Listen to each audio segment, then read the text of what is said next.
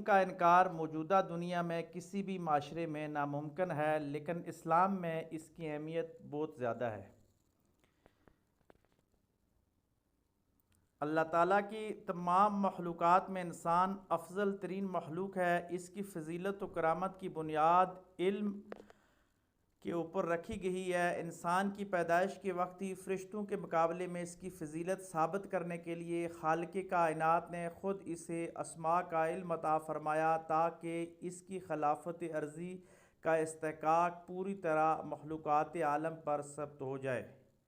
جیسا کہ سورہ بقرہ کی آیت نمبر 31 میں رب العالمین ارشاد فرماتے ہیں، جس کا مفہوم یہ ہے کہ اللہ نے آدم علیہ السلام کو ساری چیزوں کے نام سکھائے، چنانچہ اس کی فضیلت پر بنائے علم ثابت ہونے پر ملائکہ کو اس کے سامنے سجدہ ریز ہونے کا حکم دیا۔ قرآن مجید کے نظریہ علم کی ان پہلی آیات سے یہ بات روز روشن کی طرح عیاں ہو جاتی ہے کہ نصاب تعلیم کسی بھی معاشرے میں وہی ہونا چاہیے جو انسان کو اس حد تک بلند کر دے کہ پوری دنیا اس کے سامنے مسخر ہو جائے۔ اس دنیا کو مسخر کرنے کے لیے جتنے علوم حاصل کرنے چاہیے وہ سب کے سب ایک ریاست کی ذمہ داری ہے کہ قلوب و اذہان کی مخصوص سطح پر وہ علم ریاست کے اہل لوگوں تک ضرور پہنچائے جائیں، کیونکہ کسی بھی ریاست کے افراد کے پاس جتنا زیادہ علم ہوگا اتنی ہی دنیا اس کے آگے سرنگوں ہوتی چلی جائے گی۔ آج کی جدید دنیا میں جن جن ریاستوں کے پاس علم و فہم زیادہ ہے وہ مادی طور پر افرادی قوت کے حوالے سے اور جغرافیائی لحاظ سے، سفارتی لحاظ سے، غرضے کے ہر لحاظ سے وہی قومیں کامیاب ہو رہی ہیں جن کے افراد کے پاس علم کی شرح زیادہ ہے۔ علم کی فضیلت اور اولین وحی کے حوالے سے جب ہم دیکھتے ہیں تو اسلامی تعلیمات کی روشنی میں علم کی فضیلت و اہمیت بہت ہی واضح انداز کے ساتھ ظاہر ہو جاتی ہے کہ رسول کریم صلی اللہ علیہ وآلہ وسلم پر رب العالمین کی طرف سے جب وحی کا سلسلہ شروع ہوتا ہے تو پہلی وحی سورۃ العلق کی آیت 5 جو پہلی 5 آیات ہیں اس میں اللہ تبارک و تعالیٰ نے علم کے حوالے سے ہی بات کی، جس کا مفہوم یہ بنتا ہے کہ نبی علیہ الصلوۃ والسلام کو اپنے رب کے نام کے ساتھ پڑھنے کا حکم دیا گیا کہ پڑھیے اپنے رب کے نام سے جس نے پیدا کیا جمے ہوئے خون کے ایک لوتھڑے سے انسان کو اور اس کی تخلیق کی پڑھ تمہارے اوپر تمہارا رب بڑا کریم ہے جس نے قلم کے ذریعے علم سکھایا، انسان کو وہ علم دیا جسے وہ جانتا نہ تھا۔ ان 5 آیات میں کسی بھی ریاست کے تعلیمی نظام کی مکمل ابتدائی بنیادوں کا جو نصاب ہے وہ متعین ہو جاتا ہے۔ میں سمجھتا ہوں کہ بہترین ریاست وہی ہے جو اقرا پڑھنے کا نظام تو بروئے کار لاتی ہے، لیکن اپنے رب کے نام کے ساتھ جو اقرا شروع کرتے ہیں۔ آج بدقسمتی یہ ہوگی کہ اقرا تو ہے، پڑھ تو رہے ہیں، لیکن اقرا بسم ربک الذی خلق نہیں ہے۔ ہم اپنے رب کے نام کے ساتھ نہیں پڑھ رہے، جو رب کا نظام ہے اس کے ساتھ اگر ہم پڑھیں تو ہم کامیاب ہو جائیں۔ بدقسمتی یہ ہوگی کہ آج ہمارے معاشرے میں پوری دنیا میں بالخصوص اور مغرب میں پوری دنیا میں بالعموم اور مغرب میں بالخصوص اور پھر وطن عزیز میں بھی اقرا کسی نہ کسی صورت میں موجود ہے، لیکن نہیں ہے تو اپنے رب کے نام کے ساتھ پڑھنا نہیں ہے۔ تاریخ شاہد ہے کہ دنیا میں وہی علم کامیاب رہا جو اذہان سے ہوتا ہوا روح کی بالیدگی تک جا پہنچا۔ جن لوگوں نے اللہ کو ایک مانا، اللہ کو ایک جانا، اللہ کے نظام کو سمجھا اور پھر علم حاصل کیا تو وہ جہاں تک جا کے پہنچے وہ علم ان کے اذہان کی بالیدگی کرتا گیا اور ان کے قلوب کی تطہیر کرتا گیا اور دنیا میں امن و امان اور بہترین فلاحی ریاستیں بنانے میں وہ لوگ کامیاب ہو گئے، جس کی بڑی واضح مثال مدینہ کی اسلامی فلاحی ریاست ہے جو اقرا بسم ربک الذی خلق پہ قائم ہوئی۔ سورۃ العلق کی انہی آیات میں آگے اللہ تبارک و تعالیٰ انسان کی پیدائش کے حوالے سے تفکر اور تدبر کرنے کا حکم دے رہا ہے کہ انسان وہ علم حاصل کرے جو علم پہلے اس کو یہ بتائے کہ تیری پیدائش کس انداز کے ساتھ ہوئی۔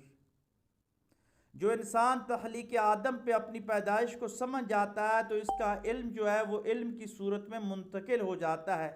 وہ باطن کی تطہیر کا عمل شروع کر لیتا ہے اور باطن کی تطہیر اس کے لیے آسان ہو جاتی ہے۔ یہاں پر اللہ تبارک و تعالیٰ نے ساتھ تفکر کے حوالے سے یہ بھی کہا کہ جمے ہوئے خون کے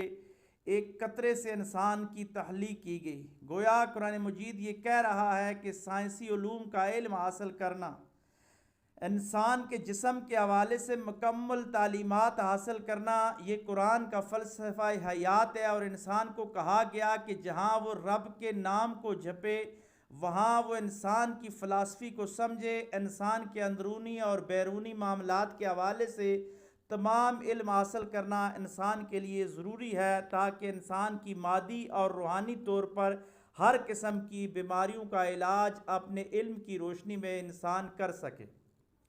پھر آگے اللہ تبارک و تعالیٰ اپنے رب ہونے کی بڑائی کا اظہار اس انداز کے ساتھ فرمایا کہ جس نے قلم کے ذریعے علم سکھایا، یعنی تصنیف و تالیف جو آپ کے اذہان میں سے اس کو اگلی نسل تک منتقل کرے، یعنی علم جو صحیفہ کرتاس پہ منتقل ہو۔ اللہ تبارک و تعالیٰ کے لاریب نظام میں قلم کی بڑی اہمیت ہے، اور قلم کے ذریعے پوری نسل انسانی تک یہ لاریب کلام بھی پہنچایا گیا۔ نسل انسانی کے فوائد تک اس کو پہنچانے کا جو بنیادی پیٹرن ہے، یہ ایک اسلامی ریاست کے تعلیمی نظام کے حوالے سے بڑے واضح اصول مرتب کرتا ہے۔ انسان کو وہ علم دیا جسے وہ نہ جانتا تھا۔ مطلب یہ ہے کہ قرآنی فلسفہ یہ ہے کہ جو علم لوگ نہیں جانتے ہمیں ان کو وہ علم پہنچانا ہے۔ یہ 5 آیات، یہ قرآنی منشور کسی بھی ریاست کے تعلیمی نظام کا سیرت کی روشنی میں تعلیمی نظام اس سے بہتر ممکن نہیں ہو سکتا، یعنی اس کے اوپر اگر تعلیمی نظام قائم کیا جائے تو یہ باطن کی تطہیر کا ایک بہترین نظام مرتب ہو سکتا ہے۔ سورۃ طٰہٰ کی آیت نمبر 114 میں اللہ تبارک و تعالیٰ اسلامی علوم کے حوالے سے اور نصاب تعلیم کے حوالے سے بڑا واضح حکم دیتے ہیں کہ وَقُلْ رَبِّ زِدْنِی عِلْمًا، یعنی حضور علیہ السلام کو کہا گیا کہ آپ یہ دعا فرمائیں کہ اے میرے پروردگار میرے علم میں اضافہ فرما۔ یعنی کوئی انسان کتنا بھی علم حاصل کر لے، ہمیں یہ سبق سکھایا گیا، کبھی بھی اس کو یہ نہیں سمجھنا چاہیے کہ میں نے علم مکمل کر لیا، کیونکہ اصلی اور مکمل علم اللہ کی ذات کے پاس ہے۔ انسان جتنا بھی سیکھتا جائے وہ سیکھتا ہی چلا جاتا ہے، اور قرآن مجید کا یہ فلسفہ بھی دکھا رہا ہے کہ انسان کو کسی بھی عمر کا لحاظ رکھتے ہوئے، یعنی بچوں کو بھی تعلیم کی طرف راغب کیا جانا چاہیے، بڑے بوڑھوں کو بھی اپنی عمروں کے حساب سے، اپنے اذہان کے حساب سے اور اپنی روحانی ضروریات کے مطابق ہر وقت علم حاصل کرتے رہنا چاہیے۔ اور ایک اسلامی ریاست کی یہ ذمہ داری ہے کہ وہ الیکٹرانک میڈیا ہو، پرنٹ میڈیا ہو، سوشل میڈیا ہو، یا باقاعدہ سکول، کالجز، یونیورسٹیز ہوں، یا اسلامی تعلیمات کے حوالے سے مسجد و مدرسے کا نظام ہو یا خانقاہی نظام ہو، ریاست ان سب کی سرپرستی کرتے ہوئے تعلیم کا واضح انتظام کرے۔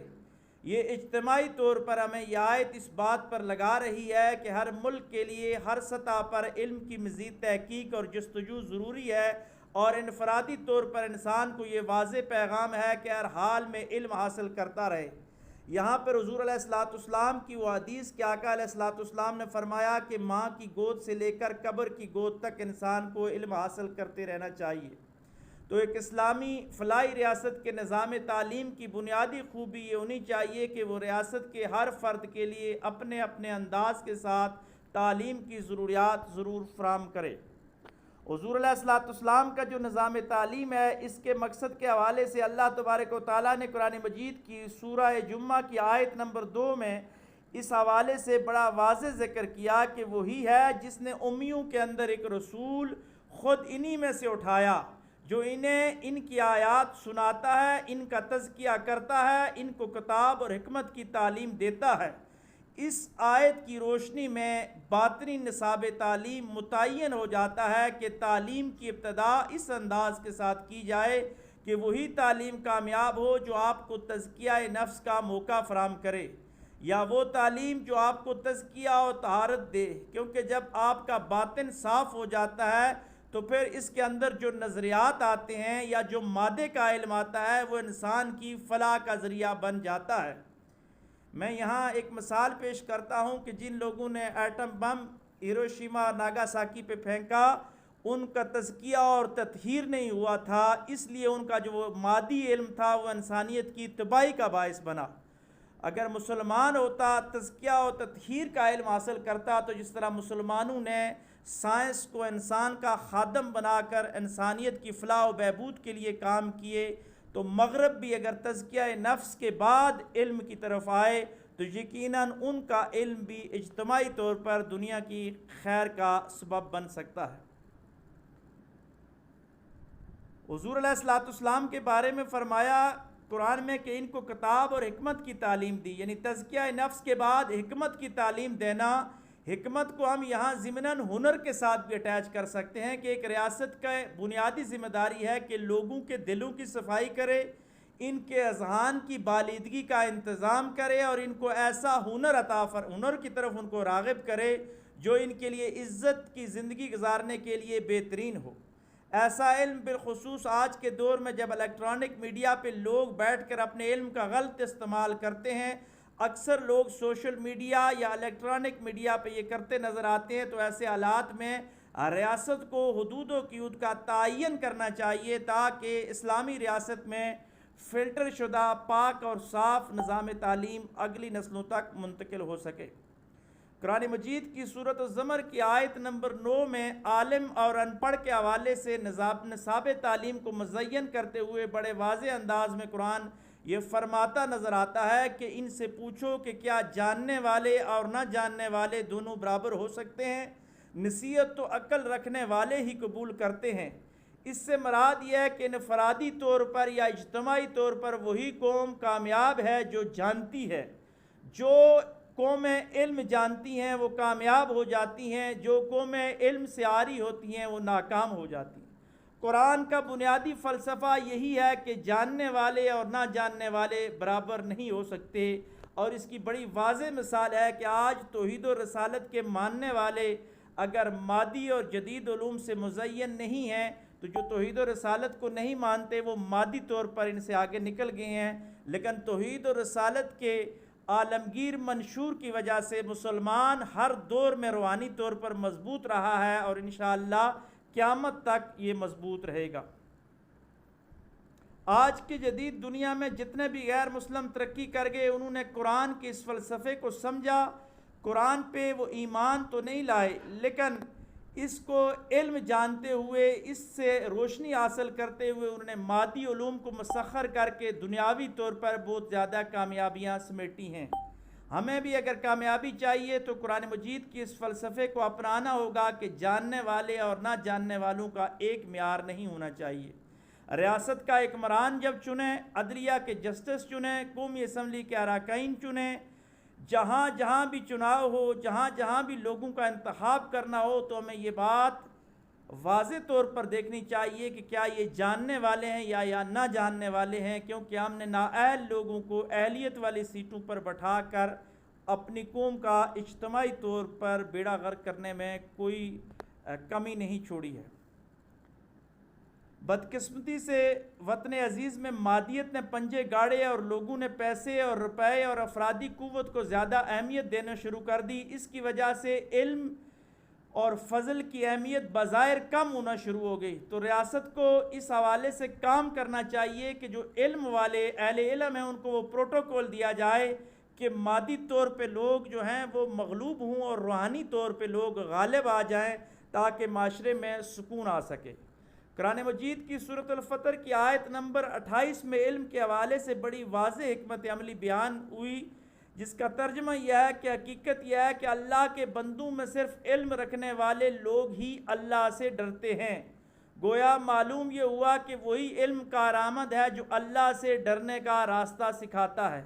یہ اللہ سے ڈرنے کا علم جو ہے یہ قرآن مجید کا علم ہے، یہ تزکیہ نفس کا علم ہے، یہ اچھے اخلاق کا علم ہے، یہ تقوی کا علم ہے۔ تو کسی بھی ریاست کے نظام میں تعلیم کی ابتدا میں اچھی اخلاقیات، تزکیہ نفس، تطہیر باطن کے حوالے سے اگر پہلے کام کیا جائے تو پھر اذہان کی تسخیر کا کام آسان ہو جاتا ہے۔ قرآن کا بنیادی فلسفہ ہے اس کو اگر ہم لوگ اپلائی کریں تو ہماری ریاست ایک بہترین نظام تعلیم قائم کر کے ایک بہترین معاشرہ تشکیل دے سکتی ہے۔ قرآن مجید کی سورۃ 3 کی آیت نمبر 4 میں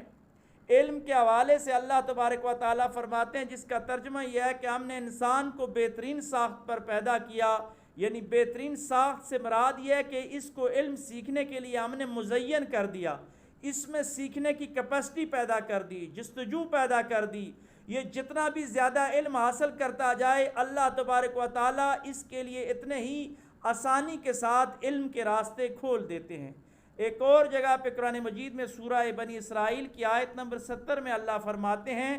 یقیناً ہم نے بنی آدم کو بزرگی دی، انہیں خشکی اور تری میں سواریاں عطا کی اور ان کو پاکیزہ چیزوں سے رزق دیا اور اپنی بہت سی مخلوقات میں نمایاں فوقیت بخشی۔ یہاں خشکی اور تری میں سواریوں کا جو ذکر ہے یا رزق کے حوالے سے جو ذکر ہے تو بنیاد علم کے حوالے سے ہے کہ آپ کے پاس علم ہوگا تو خشکی اور تری کی سواریاں آپ مسخر کر سکیں گے۔ تاریخ دیکھیں کہ آج سمندر کی گہرائیوں سے لے کر فضا کی بلندیوں تک اگر انسان پہنچا ہے تو وہ علم کے ذریعے ہی پہنچا ہے، اور پاکیزہ رزق کے اس نے جتنے بھی راستے چنے ہیں وہ علم کے حوالے سے ہی چنے ہیں۔ تو بنیادی طور پر علمی انسان کو دوسری مخلوقات سے افضل قرار دیا جا رہا ہے، یعنی انسان ایک تو بذات خود مخلوقات سے افضل ہے، لیکن اس میں جو علم والے ہیں ان کو اللہ نے مزید فضیلت کا تاج پہنایا ہے۔ قرآن مجید کی سورۃ الدہر کی آیت نمبر 2 کے اندر اللہ تبارک و تعالیٰ فرماتے ہیں، میں نے انسان کو دیکھنے اور محسوس کرنے کے حوالے سے فطرت کی رہنائیوں کے قریب پیدا کیا۔ پھر سورۃ البلد کی آیت نمبر 10 کو دیکھا جائے تو اس میں اللہ تبارک و تعالیٰ فرماتے ہیں کہ خیر و شر کے نشانات سے آگاہی کا علم ہم نے انسان کو دیا۔ پھر سورہ شمس کی آیت نمبر 8 کے مطابق اللہ فرماتے ہیں کہ اس کے فطرتی سانچوں کے اندر آگاہی رکھ دی گئی، یعنی اس کی تخلیق اس انداز کے ساتھ ہو گئی کہ یہ سیکھنے والا ہی قرار دے گا۔ اسے سیکھنے کی وجہ سے اللہ تبارک و تعالیٰ نے خلافت عرضی کا استحقاق پوری طور پر اس کو عطا کی کر دیا۔ اب ہم حضور علیہ السلام کی کچھ حدیثوں کے ذریعے ایک ریاست کے بنیادی نظام تعلیم کے حوالے سے کچھ باطنی گفتگو کرنے کی کوشش کریں گے۔ سنن ابن ماجہ کی حدیث کہ آقا علیہ السلام نے فرمایا کہ علم حاصل کرنا ہر مسلمان مرد اور عورت پر فرض قرار دیا گیا۔ اب دیکھیں کہ حدیث کا فلسفہ کیا ہے کہ علم حاصل کرنا فرض ہے۔ اب یہ صرف دین کا علم نہیں بلکہ دنیا کا علم بھی اجتماعی طور پر ایک ریاست کو چاہیے کہ اپنے افراد کو ہر فیلڈ کے اندر تیار کرے۔ علم فرض یہ ہے کہ ریاست میں کوئی لوگ ایٹمی ٹیکنالوجی کا علم حاصل کریں، کوئی میڈیکل سائنس کا علم حاصل کریں، کوئی جغرافی کا علم حاصل کریں، کوئی فقہ کا علم حاصل کریں، تو کوئی تصوف اور تزکیہ نفس کا علم بھی حاصل کریں۔ جو بھی علم حاصل کرتا جائے یہ ریاست کی بنیادی ذمہ داری ہے کہ مختلف فیلڈز میں مختلف افراد کو تیار کیا جائے تاکہ ہم بہترین معاشرہ تشکیل دے سکیں۔ صحیح بخاری کے حدیث نمبر 71 میں حضور علیہ السلام کی حدیث کا مفہوم ہے کہ حضور فرماتے ہیں کہ جس کے بارے میں اللہ بھلائی کا ارادہ فرماتا ہے اسے دین کی سمجھ عطا فرما دیتا ہے، یعنی تفقہ فی الدین، دین کے اندر فکر کرنا، تدبر کرنا۔ کسی بھی ریاست کے لیے بنیادی ضرورت ہے کہ دین کا ایسا علم ہی لوگوں کو نہ دیا جائے کہ وہ شدت پسند جو ہو جائیں یا مذہبی منافرت کی طرف نکل جائیں، بلکہ ان کو گہری ریسرچ کر کے تفقہ فی الدین، میانہ روی، اعتدال کا اسلامی راستہ سکھایا جائے تاکہ مسلمان کو کافر نہ سمجھے بلکہ انسانیت کو توحید و رسالت سے آشنا کرنے کی طرف نکل پڑے۔ قرآن کے بنیادی اصولوں کو سمجھ کر ہی انسان فلاح و بہبود کے راستے تک پہنچ سکتی ہے۔ صحیح بخاری کی ایک اور حدیث کہ اگر کسی کے پاس میری ایک آیت بھی آئے تو میری طرف سے لوگوں تک پہنچا دو، یعنی حضور علیہ السلام فرماتے ہیں جس نے جتنا علم سیکھا اس کی ذمہ داری ہے کہ وہ دوسروں کو منتقل کرے۔ ریاست کو مواقع فراہم کرنے چاہیے تاکہ لوگوں کے پاس جو علم ہے، ہنر ہے، وہ علم لوگوں تک پہنچا سکیں اور فنون کو آگے منتقل کر سکیں۔ ایک اور حدیث کہ آقا علیہ السلام نے فرمایا کہ عابد کے اوپر عالم کو اتنی فضیلت ہے جتنی میری فضیلت کسی ادنی امتی پہ ہے، یعنی ایک آدمی عبادت کرتا ہے لیکن دوسری طرف ایک عالم ہے جو علم پھیلاتا ہے تو اس کو کتنی فضیلت ہے کہ آقا علیہ الصلوۃ والسلام نے فرمایا کہ جتنی میری فضیلت ادنا امتی کے اوپر ہے۔ پھر فرمایا کہ بے شک اللہ اور اس کے فرشتے آسمان اور زمینوں میں جتنی مخلوقات ہیں سب معلم کے لیے اچھی دعائیں کرتے ہیں، یہاں تک کہ سوراخ میں چیونٹیاں اور سمندر میں مچھلیاں بھی دعائیں کرتی ہیں۔ یعنی استاد کی ایسی فضیلت بتائی کہ ایک آدمی اگر عبادت کرتا ہے، دوسری طرف عالم اور فرض علوم پورے کر رہا ہے، تو اللہ اس کے علم کے پھیلانے کی وجہ سے اس کو بلند رتبہ عطا فرما دیتا ہے۔ اسلامی تاریخ کا ایک بڑا سنہری واقعہ جو آپ نے بارہا سنا ہوگا کہ وقت کے خلیفہ ہارون الرشید کے بیٹے مامون الرشید اور امین الرشید دونوں ایک بار استاد امام نسائی کی مجلس سے اٹھے تو دونوں استاد کو جوتے پکڑانے کے لیے لپکے۔ دونوں پہ اس بات پر تکرار ہو گیا کہ استاد کی عزت کرنے والے لائق بچوں نے فیصلہ کیا کہ ایک ایک جوتا دونوں اٹھا کے استاد کے قدموں میں رکھیں گے۔ جب خلیفہ کو معلوم ہوا تو اس نے امام نسائی کو بلایا اور نہایت ہی عزت اور تکریم کے ساتھ پوچھا کہ آپ بتائیے اس سلطنت کے اندر زیادہ عزت والا کون ہے؟ تو امام نسائی نے فرمایا کہ بے شک زیادہ عزت کے حقدار خلیفہ وقت ہیں۔ تو جواب میں ہارون الرشید نے کہا سب سے زیادہ عزت والا تو وہ ہے جس کے جوتے اٹھانے کے لیے خلیفہ کے بیٹوں میں جھگڑا ہونا لگے۔ یعنی یہ اسلامی ریاستوں کے اندر مسلمان بادشاہوں کے اندر یہ بات تھی کہ انہوں نے اپنے بیٹوں کو اس انداز کے ساتھ تربیت دی تھی کہ جب بادشاہ اور خلیفہ کے بیٹے استاد کی تعظیم کرنا شروع کر دیتے ہیں تو پھر عام رعایا عام لوگ جو ہیں وہ بڑے ہی واضح انداز کے ساتھ استاد کی عزت اور تکریم کرتے ہیں۔ لیکن افسوس آج وطن عزیز پاکستان میں اساتذہ کی توہین کی جاتی ہے۔ بڑے بڑے ہمارے بیوروکریٹس وزراء استادوں کو اپنے در پہ بلا کے حتیٰ کہ قرآن مجید کی تعلیم دینے والے کو بھی اپنے گھر پہ بلا کے بٹھایا جاتا ہے۔ تو جب اس انداز کے ساتھ بٹھائیں گے، اس کو عزت نہیں دیں گے، تو پھر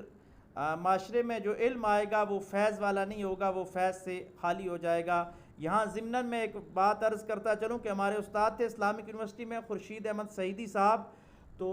انہوں نے کہا کہ کسی بندے نے ریسرچ کی، وہ تقابل دیان پہ ایک سیکٹری تھا تو اپنے بیٹے کو کوئی تعلیم دینا چاہ رہا تھا اسلام آباد کے اندر، تو اس نے مجھے کال کر کے اپنے پاس بلایا اور کہنے لگا بڑے ہی سرد لہجے میں کہا جی کہ آپ آئیں، جتنے پیسے آپ کو چاہیے تو فلاں نمبر میرا بنگلہ ہے، یہاں پہ آ کر میرے بچے کو پڑھا دیا کریں۔ تو وہ استاد دین کا علم جاننے والے تھے، انہوں نے کہا کہ میں فلاں مسجد میں امامت کرتا ہوں، اسلامی یونیورسٹی میں لیکچر دینے کے بعد آپ کے بچے نے اگر علم حاصل کرنا ہے تو اس مسجد میں آ جائے، وہاں الگ کمرے میں بڑی عزت اور تکریم کے ساتھ اس کو چٹائی پہ بٹھا کے پڑھاؤں گا، پھر اس کو دین کا علم آ جائے گا۔ آپ کا یہ سرد لہجہ اور آپ نے جو پیسوں کی آفر کیا ہے میں اس کو ٹھکراتا ہوں، اور میں اس طرح کی تعلیم نہیں دینا چاہ رہا، جو تعلیم تو میں دے دوں لیکن تربیت نہ کر سکوں۔ یہ کہہ کے وہ واپس آ گئے اور انہوں نے کلاس میں آ کے ہمیں حسرت سے بتایا کہ اسلام آباد کے اندر اساتذہ کے ساتھ یہ تذلیل ہماری بیوروکریسی کے لوگ کرتے ہیں۔ سب کی بات تو نہیں لیکن چند ایک کی بات شاید ایسے ہی ہے۔ حضور علیہ الصلوۃ والسلام کی ایک حدیث کہ جو شخص علم کی طلب کے لیے نکلا اللہ کے راستے میں جب تک وہ واپس گھر لوٹتا، یعنی وہ آدمی مجاہد ہے، جہاد فی سبیل اللہ کی طرح ہے، جس طرح مجاہد جہاد کرنے کے لیے نکلا ہوا ہے، اسی طرح طالب علم جو علم حاصل کرنے کے لیے نکلا ہوا ہے۔ میں اس کو مختصر کرتا ہوں کیونکہ وقت بھی شاید ہے، مجھے بتا دیجئے گا، مجھے اندازہ نہیں ہو رہا، تو میر صاحب بتا دیجئے گا کتنا وقت اور رہ گیا۔ 10 منٹ اور گفتگو فرما لیں۔ جی جی۔ حضرت عبداللہ بن مسعود سے ایک روایت ہے کہ حضور علیہ الصلوۃ والسلام نے فرمایا دو چیزیں قابل رشک ہیں کہ اللہ نے جس کو مال دیا وہ اپنا مال جائز کاموں میں خرچ کرے، دوسرا جسے علم و حکمت سے نوازا ہو وہ دوسروں کو سکھائے۔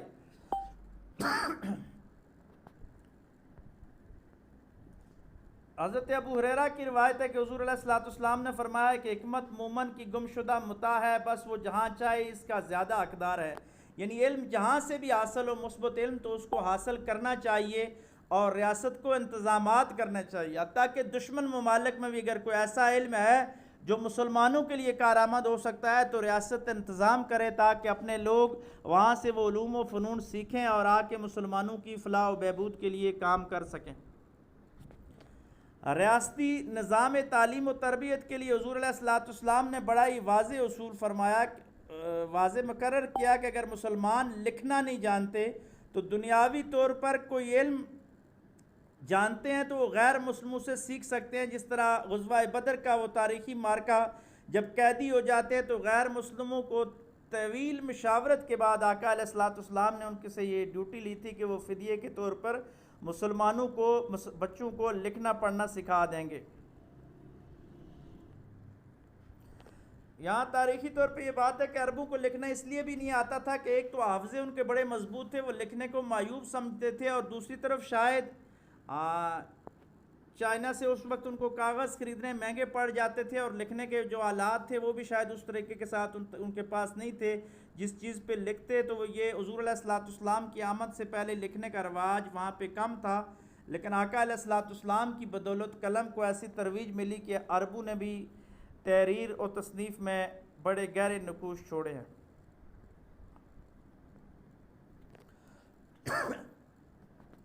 مسلمانوں نے پھر قرآن مجید لکھنا شروع کر دیا، اور آقا علیہ السلام کا ایک حکمت ہے کہ زیادہ تر جو نوجوان صحابہ تھے جنہوں نے بدر کے ان قیدیوں سے لکھنا سیکھا تھا، وہ قرآن لکھنے کے اوپر مامور ہو گئے، اور قرآن مجید کی کئی کاپیاں حضرت عثمان غنی کے دور میں پورے اسلامی ریاست تک وہ پہنچا دی گئی، یعنی جو لکھنے والے تھے، جو لکھے ہوئے تھے۔ علم کی جستجو اس امت کا امتیاز ہے، یہ امت پیغام اقرا کی حامل ہے، ہمارے نبی علیہ السلام پر نازل ہونے والا قرآن ان پر ہر گھڑی اپنے ماننے والوں پر علم و حکمت کی نئی نئی راہیں کھولتا ہے۔ خود حضور علیہ السلام نے فرمایا کہ مجھے معلم بنا کر بھیجا گیا، اس سے بڑھ کر استاد کے لیے اور تعلیم دینے والے کے لیے کیا فضیلت ہوگی۔ علم و حکمت کے حوالے سے اسلام کی ابدی اور سرمدی پیغام کی حقیقت کو خود مسلمان سمجھیں، مسلمان ریاستیں علم کی حقیقت سے باور ہوں اور اسباب علم کے لیے پوری دنیا میں وہ علوم حاصل کر کے مسلمانوں تک پہنچائیں، تاکہ مسلمان مادی ترقی کے ساتھ ساتھ روحانی ترقی بھی کر سکیں، کہ ہم مادی ترقی مغرب سے باقی دنیا سے لیں اور اپنی روحانی ترقی وہاں پہ منتقل فرمائیں۔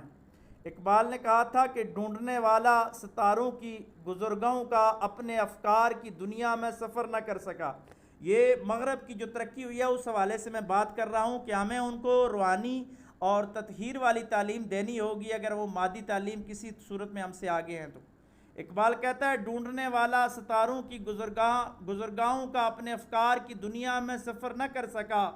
اپنی حکمت کے خم و پیچ میں الجھا ایسا آج تک فیصلہ نفع و ضرر کر نہ سکا، جس نے سورج کی شعاعوں کو گرفتار کیا زندگی کی شب تاریک سیر کر نہ سکا۔ یعنی کہ وہ جو دنیا پہ حکمرانی کا دعویٰ کرتے ہیں انہوں نے تو اپنا نفس ابھی تک پہچان نہیں سکا، اپنے باطن تک نہیں پہنچ سکے، تو ابھی تک جو مادی ترقی کرنے کا نعرہ لگا رہے ہیں وہ مسلمانوں سے ابھی بھی بہت پیچھے ہیں۔ آج کے دور میں اگر ہم نے نظام تعلیم کو بہتر کرنا ہے تو ہمیں تصور باطن پر کام کرنا ہوگا، نصاب تعلیم میں باطن کی تعلیم کو شامل کرنا ہوگا۔ تصوف جس کو جدید دنیا میں صوفیزم بھی کہا جاتا ہے، روحانیت بھی کہا جاتا ہے، اور بعض جگہ پہ اخلاقیات کے ساتھ ساتھ اس کی تعلیم دی جاتی ہے، لیکن ازم کے حوالے سے مولانا مودودی صاحب کی بڑی خوبصورت بات کہ اسلام ازم ہی ہے بنیادی طور پہ، باقی تصوف تزکیہ جتنا بھی ہے یہ اسلام کی ذیلی شاخیں ہی ہیں۔ میں سمجھتا ہوں کہ اخلاقیات سے کہیں گہرا جو مضمون ہے وہ تصوف ہے، کہ اخلاقیات میں صرف باہر کے آداب سکھائے جاتے ہیں، تصوف جو اخلاقیات میں وہ روح کے اندر کی صفائی سکھاتا ہے۔ آج کی درسگاہوں میں اگر اہل نظر کچھ خاص نظر آ جائیں وہ تصوف کو بحیثیت مضمون پڑھائیں اور عملی طور پر بچوں کی تطہیر کا کام کریں۔ ایسے لوگوں کو تلاش کر کے ریاستی تعلیمی اداروں میں لانا چاہیے جو نام و نبوت سے بچنے والے ہوں، مادی لذتوں اور نفسانی خواہشات سے دور رہنے والے ہوں۔ بلا شبہ یہ لوگ پاکستان میں بہت کم ہوں گے، لیکن جتنے لوگ ہوں ان کو تصوف کے استاد کے طور پر مقرر کیا جائے تاکہ وہ سکولوں میں، کالجز میں، یونیورسٹیوں میں باطنی تعلیم کے حوالے سے لیکچر دیں اور باطنی طہارت کے حوالے سے کام کر سکیں۔ ہماری آنے والی نسل اندر سے صاف ہو جائے تو اندر سے قوم صاف ہو جاتی ہے، اس کا مستقبل روشن ہو جائے گا۔ آج مغرب کی پریشانیاں اس وجہ سے ہیں کہ وہ باہر سے صاف ہو چکے ہیں لیکن ان کے اندر کی صفائی نہیں ہوئی، یعنی یورپ بہت صاف ہے ظاہری طور پہ لیکن باطنی طور پر وہ لوگ آلودہ ہو چکے ہیں، لیکن ہم تو بہت پیچھے کھڑے ہیں۔ ہم ظاہری طور پہ بھی گندگی کا شکار ہیں، توحید و رسالت کا نور ہوتے ہوئے بھی ہم باطنی طور پر بہت ساری کمیوں میں مبتلا ہیں، جس کے لیے ہمیں تزکیہ نفس اور باطنی طہارت کی تعلیم ضرور حاصل کرنی ہوگی۔ تصوف کیا ہے؟ آج کے اس دور میں اس کی کیا اہمیت ہے؟ کس طرح تعلیمی نصاب میں اس کو حصہ بنایا جائے؟ اس کے حوالے سے بڑی لمبی چوڑی بحث ہے۔ ہم نے اکثر جو تصوف کا غلط تصور جو لوگوں نے جعلی لوگوں نے پہنچایا، کچھ غلط فہمیاں تصوف کی حمایت یا اس کی پیروی کرنے والوں کی غلطیوں سے بھی پیدا ہوتی ہیں۔ تصوف کی حقیقی روح کے بجائے اگر صرف کرامات، کرشموں، خرق عادات و واقعات کو گلوریفائی کیا جائے تو تب نقصان پہنچنا فطری امر ہے۔ ماضی کے بعض نامور بزرگوں کی خانقاہوں میں جس طرح گدی نشینی کے گورنگ دندے پہ 4 بیٹوں کی لڑائیاں ہو رہی ہیں، تو یہ تصوف نہیں ہے، بلکہ یہ ایک قسم کی مادی جنگ ہے، وسائل کی جنگ ہے۔ اس کا اسلام کے ساتھ کوئی تعلق نہیں۔ ریاست کو چاہیے کہ ایسے نام نہاد اور جعلی صوفیاء کا کلا کما کرنے کے لیے اپنا کردار ادا کرنا چاہیے۔ تصوف بیسیکلی ایک تربیتی ادارہ ہے، ایک طرح کا پری اسکول اکیڈمی ہے، جس طرح سالک کو شریعت کے راستے پر خوش اسلوبی سے سفر کرنے کی تربیت دی جاتی۔ خانقاہی نظام تربیت پہ زور دیتا ہے، اور تاریخ شاہد ہے کہ جب بھی مسلم امراء خانقاہوں کے ساتھ منسلک رہے، تطہیر باطن ہوتی رہی، تو ہمارے مسلم فاتحین پوری دنیا میں کامیاب ہوتے رہے۔ میں مختصر کرتے ہوئے آگے بڑھ رہا ہوں۔ برصغیر کی 1000 سالہ درسیات کی تاریخ میں تصوف بنیادی مضمون کے طور پر ہمارے مدارس اور مکاتب کے نصاب کا باقاعدہ حصہ تھا، لیکن بدقسمتی سے 150 سال قبل کے نظام میں تصوف کی تدریس کو ختم کر دیا گیا، جس سے طلباء محض ظاہری علوم کی حدود تک رہ گئے۔ میں اپنے دینی علوم حاصل کرنے والوں کی طرف بھی گزارش کروں گا کہ ہمارے درس نظامی والوں نے بھی تصوف کی جو کتابیں ہیں پچھلے 150 سال سے وہ نکال دی گئی ہیں، جس کی وجہ سے باطنی طور پر وہ بھی محروم ہو گئے بہت ساری چیزوں سے۔ اس محرومی نے صاحبان محراب و منبر اور ارباب مسند تدریس کی حکمت برداشت اور حوصلے کے بجائے مناظرہ و مجادلہ کی طرف زیادہ مائل کر دیا، جس سے تشدد آمیز رجحانات فروغ پا رہے ہیں۔ آج قومی اور بین الاقوامی سطح پر دینی مدرسہ سسٹم کو بے شمار چیلنجز درپیش ہیں۔ ایک طرف دہشت گردی، انتہا پسندی کے تانے بانے دینی مدارس سے منسلک کرنے کی کوششیں کی جا رہی ہیں، تو دوسری طرف دینی مدارس کے فارغ التحصیل دور حاضر کے عصری تقاضوں سے عہدہ برا ہونے کو تیار نہیں ہیں۔ ایسے حوالے سے ہمیں مادی اور روحانی طور پر دینی مدرسوں کے اندر بھی نصاب کو مزید بہتر کرنے کی کوشش کرنی ہوگی۔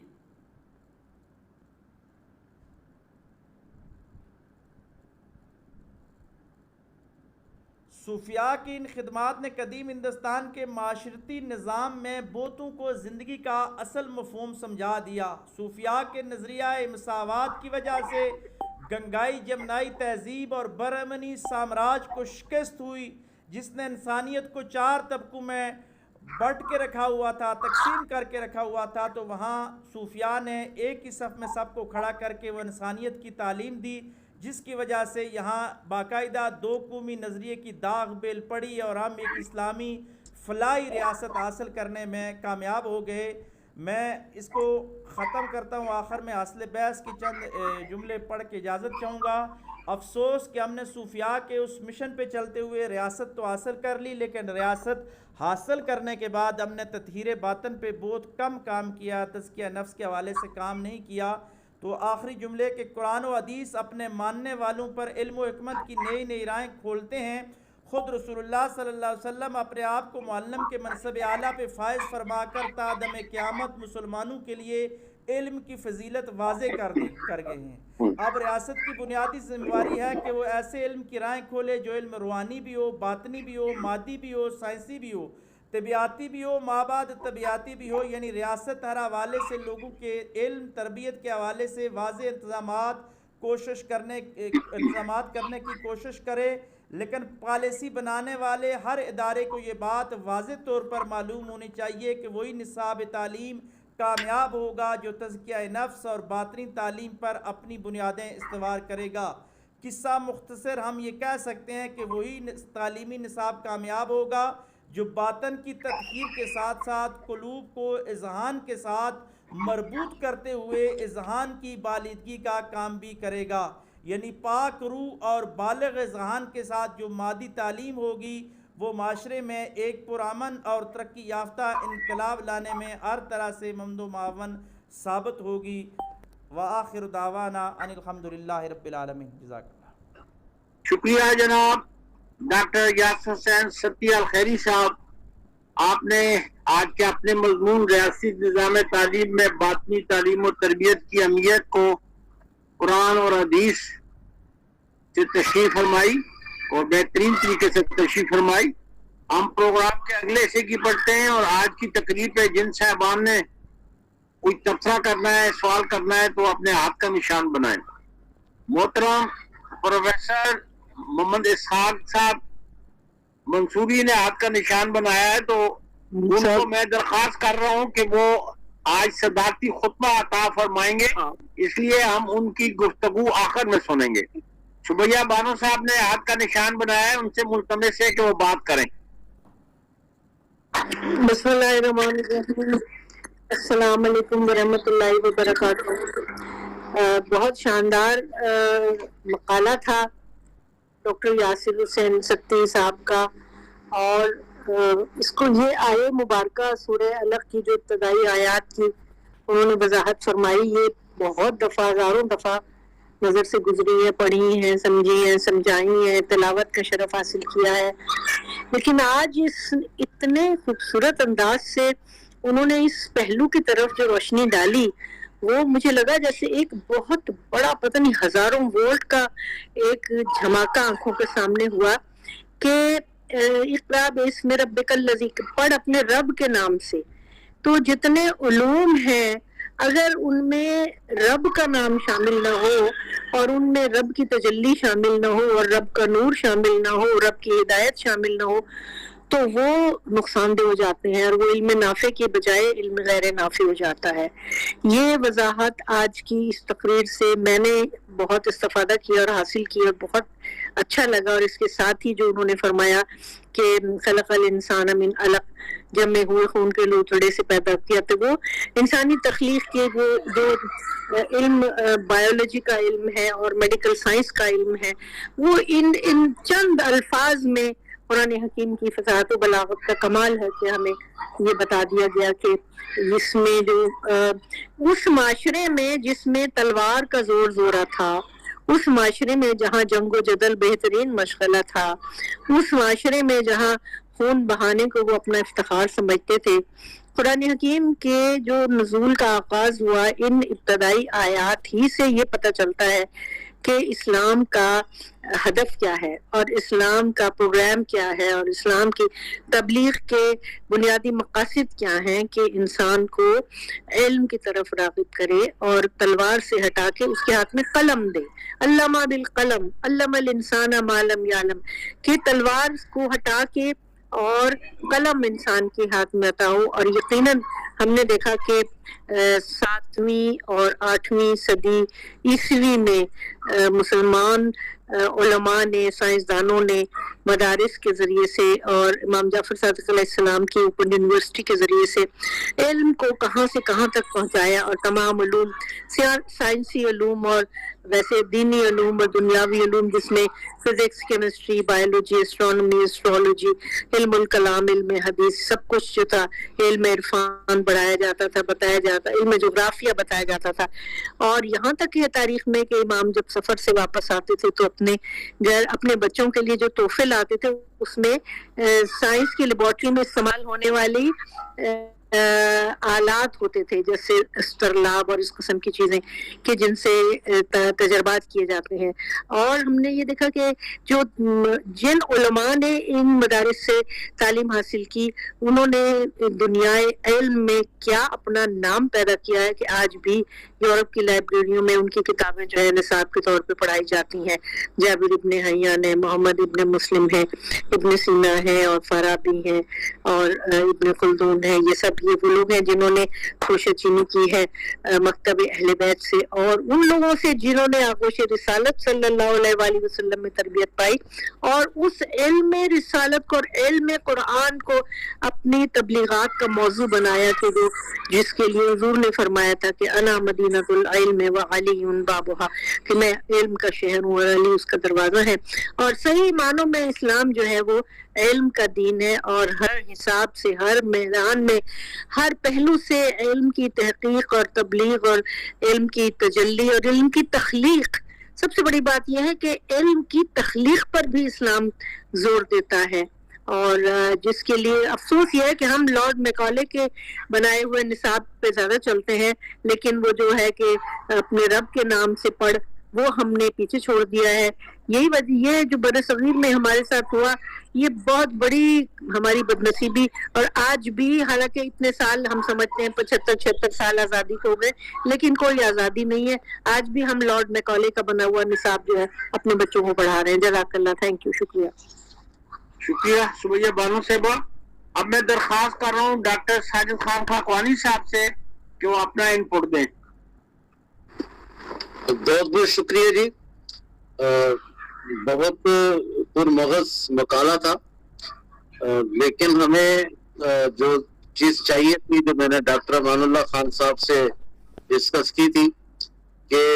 جو خانقاہی نظام کا نظام تعلیم و تربیت ہے اس کے بارے میں ہمیں بتائیں فتیح صاحب کہ اس میں مراحل کون کون سے ہے، کس عمر میں یا کس کوالیفیکیشن کے ساتھ اس میں داخلہ ہوتا تھا اور کن کن درجوں سے سالک گزرتا تھا اور اس کی کامیابی کے کیا معیار ہوتے تھے، ناکامی کن بنیادوں پر ہوتی تھی اور آخری منزل کون سی ہوتی تھی. یعنی یہ چیزیں جو ایک ٹیکنیکل گفتگو رکھتی تھی، ہمارا خیال تھا کہ ہم وہ چیزیں ستی صاحب سے سنیں گے. بہرحال ہم انہیں مزید بھی وقت اور مہلت دینے کے لیے تیار ہیں. کبھی وہ اس طرح کی لیکچر تیار کر کے اور پھر ہمیں اس پورا جو نظام تعلیم و تربیت ہے، میں نے اس پر میرا اپنا بھی ایک مقالہ ہے لیکن میں اس میں تشنگی محسوس کرتا ہوں. ہم امید ہے کہ ستی صاحب اس تشنگی کو بھی دور کر دیں گے کہ پورا ایک نظام کو وہ ایکسپلور کریں کہ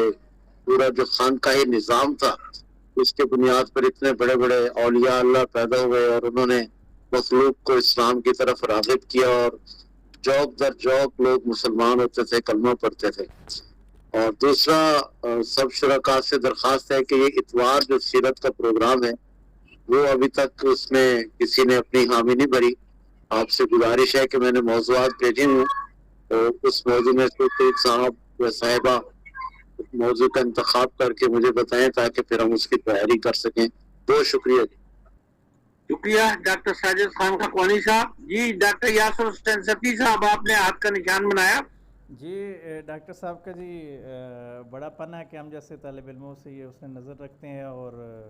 یہ امید رکھتے ہیں، یقین رکھتے ہیں اور یہ حوصلہ افزائی فرماتے ہیں تو ہم بھی کچھ نہ کچھ تیار کر کے لے آتے ہیں. اصل میں مجھے کل ہی ڈاکٹر امان اللہ صاحب کا میسج کل رات کو ہی ملا، تو کل ہمارا اپنا حلقہ تصوف کا پروگرام تھا، لیٹ فارغ ہوئے تو پھر میں وہ والا جو خانقاہی ادب اور تعلیم و تربیت والا تھا وہ میں تیار نہیں کر سکا، لیکن انشاءاللہ میں جلدی تیار کروں گا. جو بھی طالب علم نے کاوش ہوئی تو وہ میں بتا دوں گا اور پھر اسی حلقے میں انشاءاللہ جلدی پیش کر دیں گے. اس پروگرام کے منتظم ڈاکٹر امان اللہ خان سے میں درخواست کروں گا کہ وہ ڈاکٹر یاسر حسین ستی صاحب کو اگلے ہفتے ان سے یہ لیکچر سن لیں. ہمیں میر صاحب طے یہی ہوا ہے کہ آج کی نشست ظاہر ہم نے موضوع بتا دیا کہ موضوع آج کا بدلا ہے، تو اگلی نشست میں انشاءاللہ وہی جو خانقاہی ادب کے حوالے سے گفتگو ہوگی وہ انشاءاللہ تعالیٰ ہوگی. انشاءاللہ سارے حضرات نوٹ کر لیں. اب آپ کچھ ان پٹ بھی دیں ڈاکٹر محمد امان اللہ خان صاحب. ان پٹ کی اگر آپ بات کریں تو میرے خیال میں جو گفتگو ڈاکٹر سبیہ خانم صاحب نے کی ہے اس کے بعد میرے خیال میں گفتگو کی ضرورت نہیں رہتی ہے، لیکن یہ ہے کہ تشنگی جو ایک ادبی ذوق کی تھی وہ ہمارے پاس ابھی موجود ہے. انشاءاللہ ڈاکٹر صاحب اس کو بھی مزید پورا کریں گے، لیکن جو گفتگو انہوں نے کی وہ کمال گفتگو کی ہے کہ واقعی ضرورت اس عمر کی ہے کہ ہم اقرا بسم ربک الذی، اقرا تو ہمارے اندر ہے لیکن بسم ربک الذی جو ہے وہ نہیں ہے. ضرورت اس عمر کی کہ ہمیں اس کو اپنایا جائے.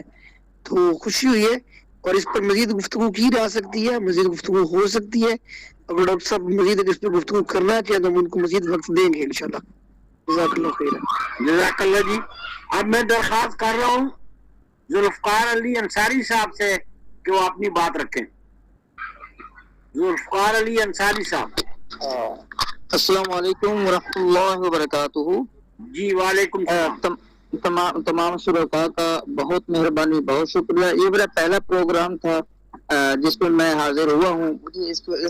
جیسے بہترین پروگراموں کے بارے میں پہلے علم نہیں تھا. میں ذوقین میں شامل ہوں, تو آج پہلی مرتبہ مجھے بہت اچھا لگا کہ میں علماء ادب کے ساتھ جو ہے میری نشست ہوئی. اللہ رب العزت ایسی اور نشستوں کو قائم کرنے اور آپ جیسے علماء ادب جو ہیں استاذ کرام ہیں ان کو سلامت رکھے اور ایسے پروگرام جاری رکھنے کی توفیق عطا فرمائے. انشاءاللہ میں آئندہ بھی ضرور اس میں شامل ہوتے رہوں گا. بہت مہربانی, بہت شکریہ سر. آپ کا شکریہ. اگر آپ مناسب سمجھے تو میسج والے خانے میں اپنا ٹیلی فون نمبر نوٹ کر دیں تاکہ ہم آپ کو ڈائریکٹ اس کی پیغام بھیجتے رہیں پروگرام کے. بہت بہت مہربانی جناب, بہت مہربانی. انشاءاللہ میں ابھی سر پیغام میں بھیجتا ہوں سر. اب میں مسٹر شاہ صاحب کا نام آ رہا ہے, ان سے درخواست کر رہا ہوں کہ وہ اپنی گفتگو رکھیں.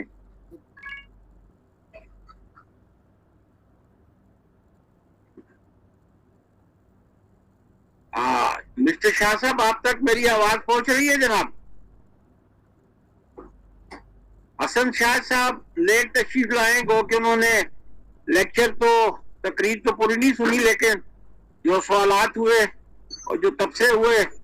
اس میں انہوں نے کچھ نہ کچھ حاصل کیا ہوگا. تو میں ان سے درخواست کرتا ہوں کہ اپنی بات رکھیں. السلام علیکم جی ورحمۃ اللہ وبرکاتہ. بالکل آپ نے صحیح اندازہ لگایا. 10:40 پہ تقریباً یہ نیٹ کا ہمارا سلسلہ یا رابطہ جاری ہوا تھا, اور اس وقت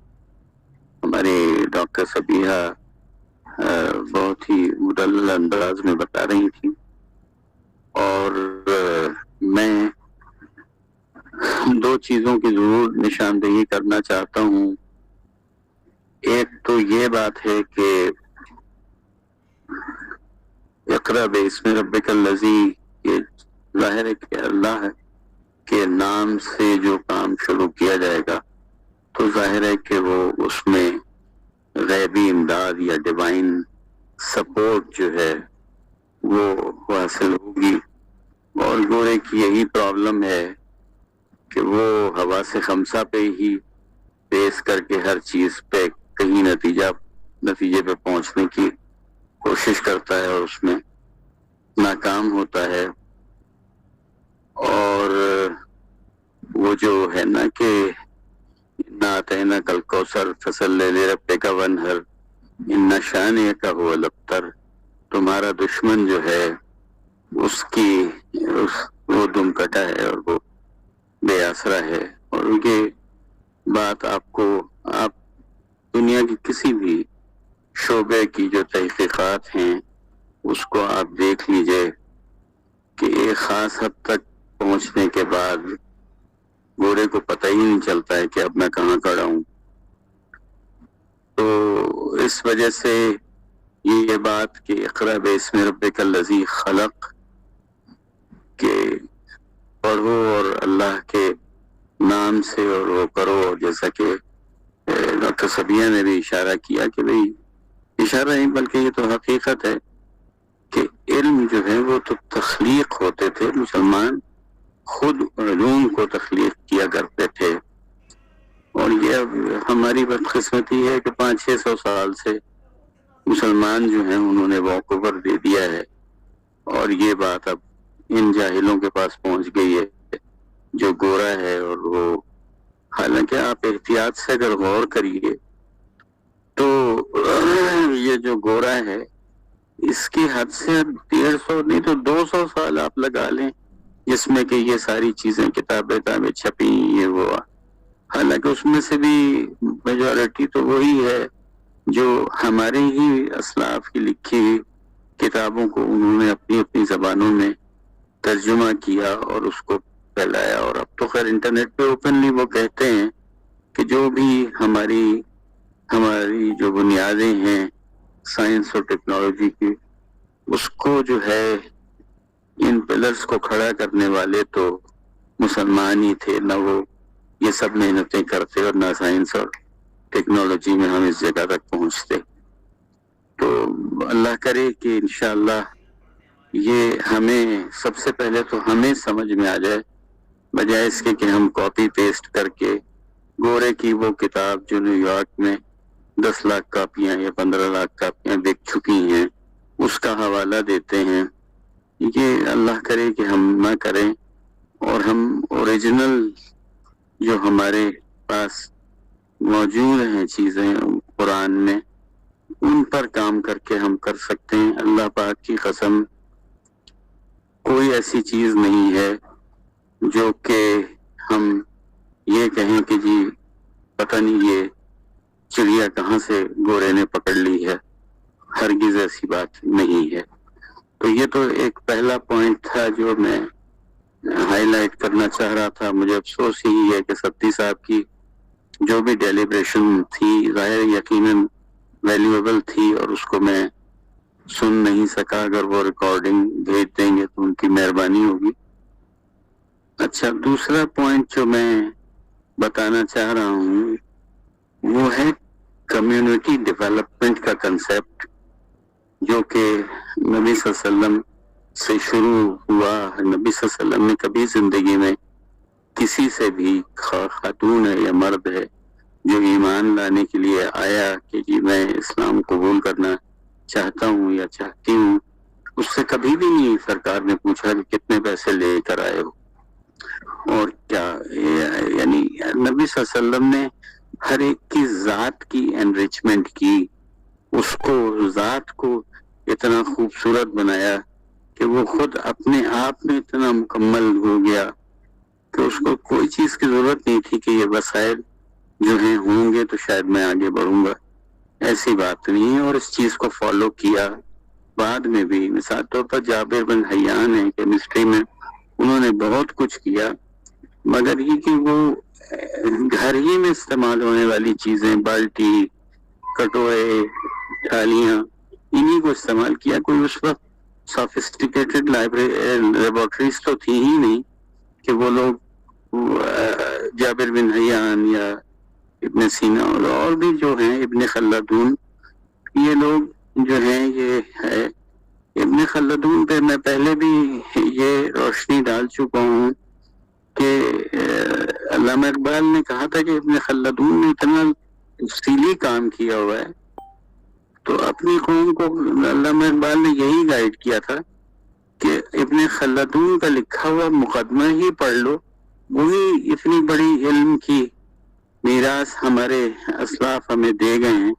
مگر آپ دیکھ لیں کہ ابن خلدون کو گئے ہوئے بھی تقریباً 500-600 سال ہو چکے ہیں اور ہم لوگوں نے کچھ نہیں کیا. تو کمیونٹی کے حوالے سے میں یہ گزارش کر رہا تھا کہ نبی صلی اللہ علیہ وسلم نے تو بے بہا کام ہر فیلڈ میں انتہائی خوبصورت کیا. مگر آپ دیکھیے کہ امام زین العابدین کو اگر آپ غور کریں تو ان کی یہ عادت ہو گئی تھی کہ وہ غلام خرید کے محض آزاد نہیں کرتے تھے، بلکہ اس بندے کے یا اس خاتون کی صلاحیت کے مطابق اس کی ٹریننگ دی جاتی تھی اور وہ اس قابل کیے جاتے تھے کہ وہ اپنے آپ میں مکمل ہو جاتے تھے. اور وہ لوگ جو ہیں ان کو ایک اور انسینٹیو یہ دیا تھا کہ ایک پرٹیکولر لیول پر پہنچنے کے بعد حضرت زین العابدین یہ ڈیسائیڈ کرتے تھے کہ یہ بندہ اپنے نام کے ساتھ لفظ امام استعمال کر سکتا ہے. ابھی بھی وہ کتابیں بہت سی موجود ہیں، اردو میں بھی ہیں ترجمے اس کے، اور عربی میں تو خیر ہیں ہی، فارسی میں بہت سے ترجمے ہوئے ہیں، جس میں کہ یعنی جو مصنف ہے اس کا نام سے پہلے امام لکھا ہوا ہے، اور جب آپ اس کو پڑھیں پریفیس وغیرہ کو تو اس میں ثابت ہوتا ہے کہ یہ اوریجنلی ایک بیچارہ غلام تھا اس کو خرید کے اس کو آزاد کر کے اس کو پڑھایا گیا, اس کو اس حد تک آگے کر دیا گیا کہ وہ اپنی فیلڈ کا ایکسپرٹ ہو گیا. اور پھر امام زین العابدین نے اس کو یہ اجازت دی کہ وہ اپنے نام امام لکھے. کتابیں ہیں, ابھی دیکھ کے حیران اور پریشان ہوتا ہے کہ یہ امام کیسے ہو گئے. وہ امام ایک انکریج کے لیے ایک پیدا وہ تخلیق کیا گیا تھا کہ ان کو ایک پرائڈ محسوس ہو کہ میں نے اتنے سال محنت کی ہے تو میں رہتی دنیا تک کے لیے تاریخ کا حصہ بن گیا ہوں, اور میرے نام کے ساتھ یہ چیز شامل کر دی گئی ہے. تو یہ دو پہلو میں ان پر روشنی ڈالنا چاہ رہا تھا. تو بہرحال اللہ کرے کہ ہمارے ستی صاحب اپنی ریکارڈنگ بھی بھیج دیں, تو میرے اس مس کر جانے کی وجہ سے جو مجھے نقصان ہوا ہے وہ انشاءاللہ پورا ہو جائے گا. تھینک یو, السلام علیکم. اب سوال اور تبصرے تو ہم نے لے لیے, پروگرام کے اختتام کی طرف بڑھتے ہیں. اور آج کی صدارت فرمانے والے پروفیسر ڈاکٹر محمد اسحاق منصوری صاحب سے میں درخواست کر رہا ہوں کہ صدارتی خطبہ عطا فرمائیں. اعوذ باللہ من الشیطان الرجیم, بسم اللہ الرحمن الرحیم. سب سے پہلے تو میں آپ تمام حضرات کا اس عزت افزائی کے لیے انتہائی شکریہ ادا کرتا ہوں کہ جس کا میں اپنے آپ کو اہل نہیں سمجھتا تھا, آپ نے میرے حوالے وہ ذمہ داری کر دی ہے. میں نے جو کچھ سنا ہے اس حوالے سے چند باتیں عرض کروں گا. سب سے پہلے تو کچھ دوستوں نے ان باکس میں سلام کہا ہے اور کچھ دوستوں نے کچھ محبت کے پیغامات دیے ہیں. میں ان سب کو وعلیکم السلام بھی کہتا ہوں اور محبت کا شکریہ بھی ادا کرتا ہوں. آج کا جو موضوع تھا, ڈاکٹر یاسر حسین ستی صاحب نے موضوع پر بھی انتہائی گفتگو کی ہے اور اسلام کے تصور تعلیم پر بھی بڑی جامع گفتگو کی ہے. اور اسلام کا جو تصور تعلیم ہے اس کو ہماگیر انداز میں, تو اس کا روحانی پہلو بھی اور اس کا مادی پہلو بھی انہوں نے بہت ہی تفصیل کے ساتھ اور بہت ہی وضاحت کے ساتھ بیان کیا ہے. میں اس کو بہت زیادہ اپریشیٹ کرتا ہوں کہ ہمارے یہاں عام طور پر جب تصوف اور باطنی علوم اور روحانیت کی بات ہوتی ہے تو سائنس اور ٹیکنالوجی اور مادی علوم جو ہیں ان سے صرف نظر ہو جاتا ہے. لیکن ستی صاحب نے بڑی جامعیت کے ساتھ اسلام کے تصور علم کے ان دونوں پہلوؤں کو بہت ہی خوبصورتی کے ساتھ بیان کیا ہے. اصل میں قرآن مجید کی جو آیت ہے وَعَلَّمَ آدَمَ الْأَسْمَاءَ كُلَّهُمْ, اور وہ جو قرآن مجید میں نبی کریم صلی اللہ علیہ وسلم کے حوالے سے جو بات کہی گئی ہے وَيُعَلِّمُهُمُ الْكِتَابَ وَالْحِكْمَةَ وَيُزَكِّيهِمْ, کہ نبی کریم صلی اللہ علیہ وسلم انہیں کتاب کی تعلیم دیتے ہیں. تو یہ الکتاب جو ہے یہ تمام علوم کی جامع ہے. القرآن مجید جو ہے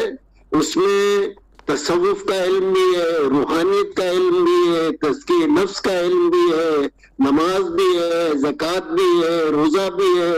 جہاد بھی ہے اور خلافت بھی ہے. اور جیسا کہ اقبال نے کہا تھا کہ حکومت, بادشاہی, علم اشیاء کی جہانگیری, یہ سب کیا ہے فقط ایک نقطہ ایمان کی تفسیر ہے. تو الکتاب جو نبی کریم صلی اللہ علیہ وسلم نے امت کو عطا کی اس میں یہ پورے کا پورا تصور علم دے دیا گیا ہے. تو قرآن مجید اس وقت تفصیل میں جانے کا وقت نہیں ہے, میں اپنی گفتگو کو مختصر رکھتا ہوں. اور میں نے اشارتاً یہ بات کہہ دی ہے کہ قرآن مجید میں پوری وضاحت کے ساتھ امت کو اس بات کی دعوت دی گئی ہے. اور ڈاکٹر ستی صاحب نے بھی اس حدیث کے حوالے سے بھی اس کی وضاحت کی کہ طلب العلم فریضۃ علی کل مسلم, بخاری شریف کی یہ حدیث ہے کہ علم کا حاصل کرنا ہر مسلمان مرد اور عورت پر فرض ہے. اور اس کی وضاحت میں انہوں نے یہ بات کہی کہ جس علم کی فرد کو اور پوری امت مسلمہ کو اور پوری دنیا کو جتنی ضرورت ہے اتنا علم حاصل کرنا فرض ہے. یعنی قرآن کا علم, نماز علم، زکوٰۃ کا علم، جہاد کا علم، موجودہ دور کے اندر معاشی مسائل کا حل، سیاسی مسائل کا حل، معاشرتی مسائل کا حل، بین الاقوامی تعلقات، یعنی جس اعتبار سے امت مسلمہ کو انفرادی طور پہ، اجتماعی طور پہ اور پوری دنیا کو قرآن کے علم کی ضرورت ہے، اتنا علم حاصل کرنا پوری امت مسلمہ پر فرض ہے۔ نبی کریم صلی اللہ علیہ وسلم کی ذات طیبہ جامع الصفات تھی، آپ کا اسوہ حسنہ مکمل ہے، جامعیت رکھتا ہے، تمام پہلو آپ کی شخصیت کے اندر اور آپ کے اسوہ حسنہ کے اندر موجود ہیں، لیکن بعد میں امت کے اندر ایسی شخصیات نہیں پیدا ہوئی کہ جن کے اندر یہ تمام کے تمام پہلو موجود ہوں۔ نبی کریم صلی اللہ علیہ وسلم مسجد نبوی میں امامت کرتے تھے تو غزوہ بدر میں بھی آپ نے امامت کی، غزوہ احد میں بھی آپ نے امامت کی، اور تبوک کے سفر میں بھی آپ نے امامت فرمائی۔ آپ صرف مسجد کے امام نہیں تھے بلکہ غزوات کے بھی امام تھے، لیکن عملی طور پہ ہم دیکھتے ہیں کہ حضرت ابوبکر صدیق جیسی شخصیت کہ افضل البشر بعد الانبیاء بالتحقیق، کہ سب سے افضل انسان تھے، لیکن ان کے بعد جو غزوات ہوئے اس میں حضرت ابوبکر صدیق رضی اللہ تعالیٰ عنہ خود مدینے کے اندر رہے اور اپنی جگہ پہ یعنی لشکروں کا امام جو ہے، ان کا قائد جو ہے، وہ دوسروں کو بنا کے بھیجا۔ خود حضرت عمر رضی اللہ تعالیٰ عنہ کے زمانے میں بھی یہی ہوا، حضرت عثمان غنی رضی اللہ تعالیٰ عنہ کے زمانے میں بھی یہی ہوا، اور حضرت علی رضی اللہ تعالیٰ عنہ کے زمانے میں بھی یہی کچھ ہوتا رہا۔ تو وہ جامعیت جو ہے نبی کریم صلی اللہ علیہ وسلم کے بعد حاصل نہیں ہو سکتی ہے۔ روحانی اور باطنی علوم کے حوالے سے اور تصوف کے حوالے سے ایک پہلو کی طرف محترم جناب ڈاکٹر ساجد خاکوانی صاحب نے توجہ دلائی ہے، اور میں سمجھتا ہوں کہ اس پہ مزید بات ہونی چاہیے۔ یعنی کچھ چیزیں تو ہوتی ہیں موضوع میں، یعنی نصابیات کے حوالے سے۔ اب ہم جب یونیورسٹی میں لیکچر دیا کرتے تھے تو ہم کہتے تھے کہ بھئی اس موضوع کے 10 پوائنٹ ہیں اور یہ 10 پوائنٹ میں آپ کو لکھوا دیتا ہوں، تو میں 1 گھنٹے کے یا 2 گھنٹے کے لیکچر کے اندر وہ 10 پوائنٹ تو میں 10 منٹ میں لکھوا دیتا تھا، اور پھر طلبہ اور طالبات سے میں کہتا تھا کہ اب آپ آزادانہ اس موضوع پر گفتگو کریں۔ تو ڈاکٹر ساجد خاکوانی صاحب نے بھی اس موضوع کہ نصابیات کے حوالے سے جو سوال کیا ہے، میں سمجھتا ہوں کہ آئندہ لیکچر میں وہ چیزیں بھی آ جائیں تو بہتر ہے، اور تمام سامعین اور قارئین کی دلچسپی بھی اس میں ہوگی اور ان کی معلومات میں بھی اضافہ ہوگا۔ بہرحال اس وقت پوری ڈاکٹر صاحب کی گفتگو سے اور ڈاکٹر صاحبہ نے بھی جس چیز کی طرف رہنمائی کی ہے، ان تمام چیزوں کو دیکھتے ہوئے میں یہ محسوس کرتا ہوں کہ نبی کریم صلی اللہ علیہ وسلم کی سیرت طیبہ کا قرآن کی روشنی میں بہت گہرائی کے ساتھ مطالعہ کرنے کی ضرورت ہے۔ قرآن مجید کا اس گہرائی کے ساتھ، اس تفکر اور تدبر کے ساتھ، اس بصیرت کے ساتھ ابھی اس پیمانے پر مطالعہ نہیں ہوا ہے کہ ہمارے سامنے راہیں کھل جائیں، راہیں واضح ہو کر آ جائیں، اس لیے کہ قرآن مجید کا یہ وعدہ ہے کہ اگر اس کو کما حقہ اس پر تدبر کیا جائے گا، تفکر کیا جائے گا اور اس پر عمل کیا جائے گا، اور اللہ تبارک و تعالیٰ سے دعا کی جائے گی اور کاوش کی جائے گی، تو اللہ تعالیٰ ان کے لیے راستہ کھول دے گا۔ اس کو فرقان کہا گیا ہے کہ حق اور باطل کو کھول کر رکھ دے گا وہ۔ آج آپ دیکھیے کہ پوری دنیا کے اندر حق اور باطل جو ہے اس کی جنگ تو بپا ہے، لیکن اس کے اندر بے شمار نشیب و فراز ہیں، اور ان نشیب و فراز سے نکلنے کے لیے ضروری ہے کہ قرآن کی طرف رجوع کیا جائے، تو علم بھی قرآن کی روشنی میں حاصل کیا جائے، جدید سائنس اور طبیعیات کا علم بھی قرآن کی روشنی میں حاصل کیا جائے۔ مثال کے طور پہ پاکستان میں قرآن مجید کی تدریس کو پنجاب میں تو کمپلسری کر دیا گیا ہے کہ پورے قرآن مجید کا ترجمہ پڑھایا جائے گا۔ تو جہاں تک میں ان کے نصابات کو دیکھ سکا ہوں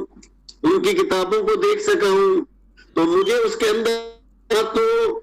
تصوف کی تعلیم نظر آتی ہے، نہ جہاد کی تعلیم نظر آتی ہے، نہ خلافت کی تعلیم نظر آتی ہے، نہ اللہ کی کبریائی نظر آتی ہے، نہ رسول اللہ صلی اللہ علیہ وسلم کی رسالت نظر آتی ہے.